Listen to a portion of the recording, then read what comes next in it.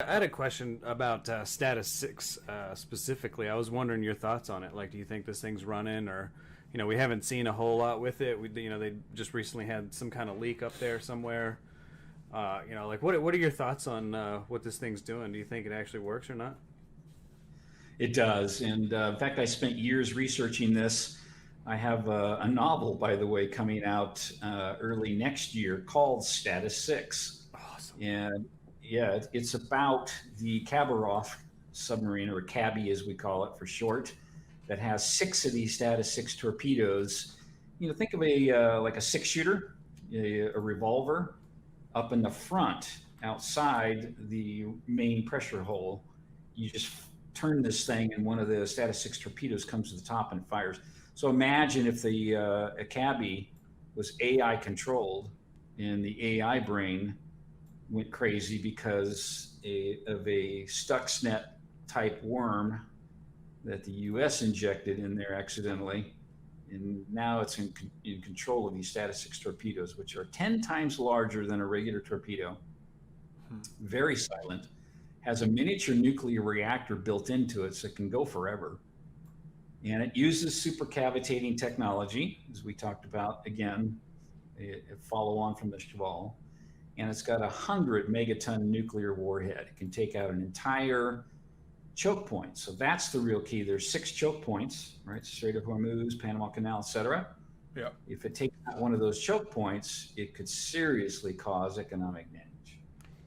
So I heard rumors that Status-6 was super cavitating, but I haven't seen any like real evidence on the weapon itself to make it look like it's super cavitating, because it looks just like a regular torpedo. And if you tried to super cavitate a regular shape like that, from what I understand, it's like almost impossible. You have to have that like super pointy bullet Looking like a type missile. structure, and then you have to have the gas generator up front producing that kind of like shield, or whatever you want to call it for the front.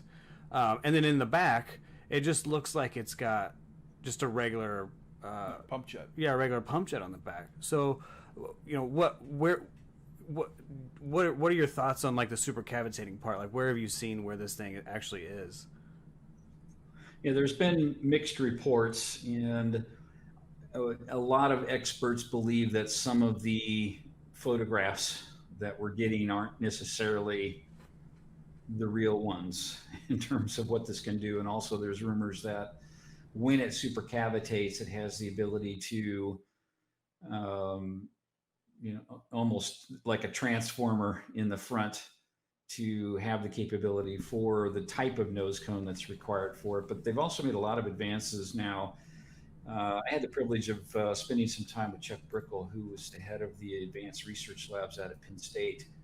They were working on supercavitation for submarines. And that's one of the discussions they were saying, is that they've made great progress in being able to do supercavitation now without having to have the pointy nose cone. And China's made great strides there as well with some of their new submarines.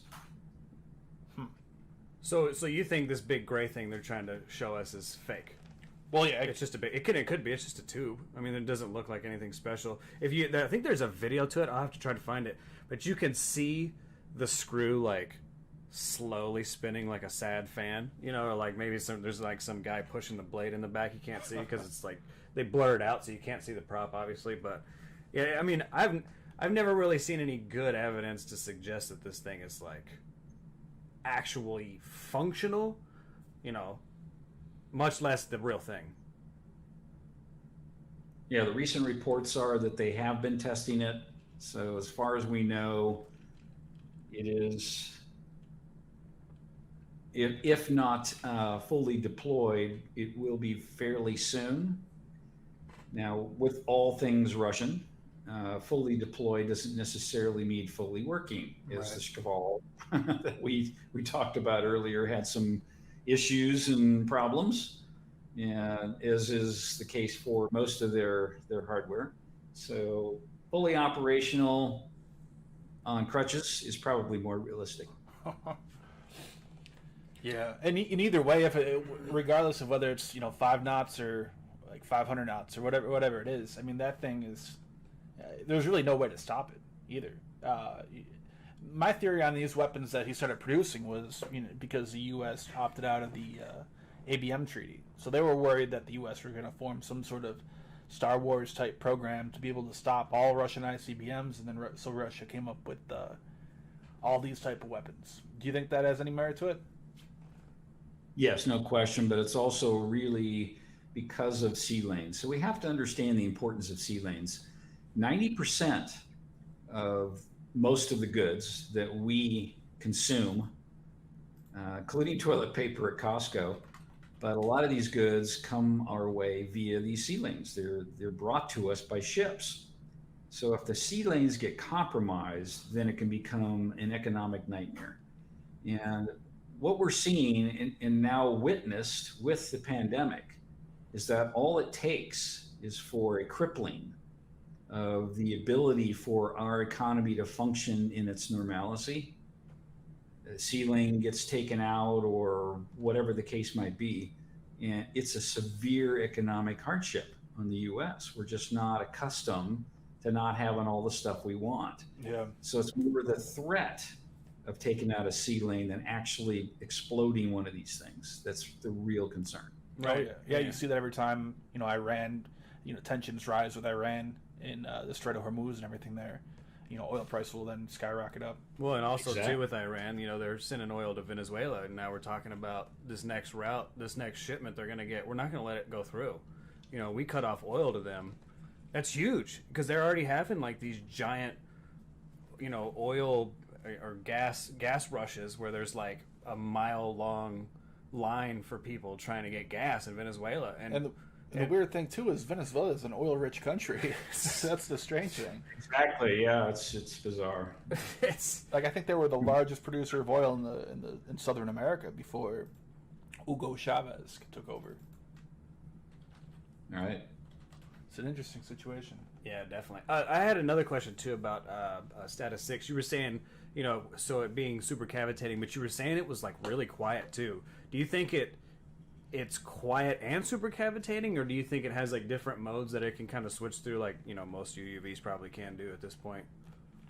It would be different modes. So once you're on super cav, you're going to make some noise. I mean, that's what cavitation is about. You'll hear the cav, and so the operational parameters would be if there's nothing around, no detection. So this means it's got to have some sonar on the front. Non-super cav sonar doesn't detect anything. It might hit super cav for a period of time and then go quiet again, listen, and then go back to super cav. That's more likely the scenario that we see. So like It sprint and doesn't drift. necessarily have super cav unless there's a reason to get there quicker, because even from Russia to San Diego would take them 3 days? Yeah. Right. And if you're talking about the end of the world, or a scenario where there's a nuclear exchange, it's just supposed to be a deterrent. And if it gets there in 10 minutes or 10 days, it's still going to do the damage, and they're going to have to be aware of it. Exactly, and they probably want it to take some time, because what they could do is to say, all right, you're not meeting our demands, you've got 4 days. Right? Wow, Oh, that's you're pretty down to grim. 3 days, right?